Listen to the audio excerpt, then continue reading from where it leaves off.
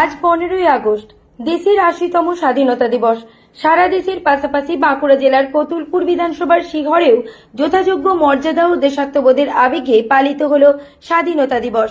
ভারতীয় জনতা পার্টির কতুলপুর মণ্ডল 2 এর উদ্যোগে আয়োজিত এই অনুষ্ঠানে দলীয় নেতৃত্ব, কর্মী সমর্থক এবং স্থানীয় মানুষজনের উপস্থিতিতে জাতীয় পতাকা উত্তোলনের মধ্য দিয়ে দিনের কর্মসূচির সূচনা হয়। অনুষ্ঠানের শুরুতেই জাতীয় পতাকার প্রতি শ্রদ্ধা নিবেদন করা হয়। এরপর স্বাধীনতা সংগ্রামীদের আত্মত্যাগ, তাদের সাহস এবং দেশের স্বাধীনতা অর্জনের দীর্ঘ সংগ্রামের কথা স্মরণ করেন উপস্থিত নেতৃত্বরা। ব্রিটিশ শাসনের বিরুদ্ধে লড়াই করে যে সমস্ত বীর স্বাধীনতা সংগ্রামী দেশের জন্য নিজেদের জীবন উৎসর্গ করেছিলেন, তাদের অবদান নতুন প্রজন্মের কাছে তুলে ধরার উপরেও গুরুত্ব দেওয়া হয়।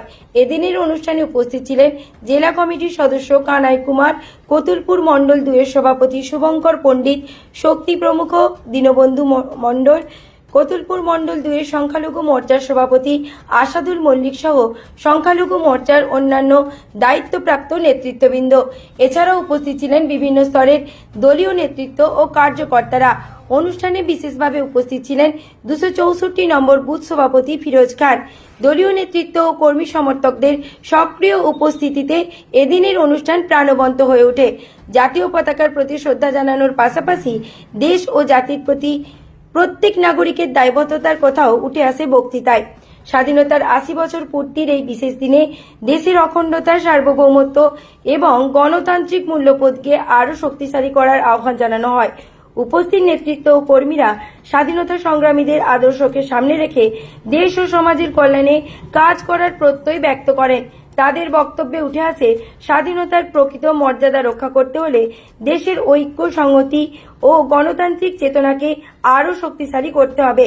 সব মিলিয়ে দেশপ্রেমের আবেগ ও জাতীয়তাবোধের শিহরে এদিনের স্বাধীনতা দিবস উদযাপন বিশেষ তাৎপর্য লাভ করে। আমরা সবাই জানি 1947 সালের 15ই আগস্ট ভারতবর্ষ স্বাধীন হয়েছিল। 1947 সালের পর থেকে প্রতি বছর আমরা এই 15ই আগস্ট স্বাধীনতা দিবস উদযাপন করি, আনন্দ উৎসব করি, মিষ্টি বিতরণ করি।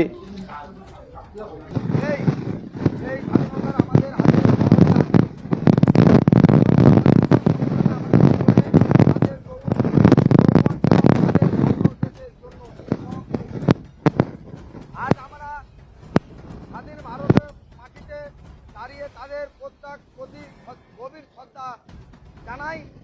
আমরা আজ প্রতিজ্ঞা করি দেশের ঐক্য, দেশের সম্মান সর্বদাই সবার আগে রাখতে চাই। ভারত মাতা জিন্দাবাদ। সেই জন্যই প্রধানমন্ত্রী ডাক দিয়েছেন যে এক ভারত, এক দেশ, এক ভারত। তো ভারতবর্ষ যদি এক থাকে, সমস্ত মানুষ আমরা ধর্ম নির্বিশেষে সবাই যদি এক হই, তাহলে পৃথিবীর কোনো শক্তির ক্ষমতা হবে না যে আমাদের ভারতবর্ষের দিকে চোখ তুলে তাকাবে। ভারতবর্ষ আজ মহাশক্তিধর দেশে পরিণত হচ্ছে। একটু একটু করে ভারতবর্ষ এগিয়ে আছে।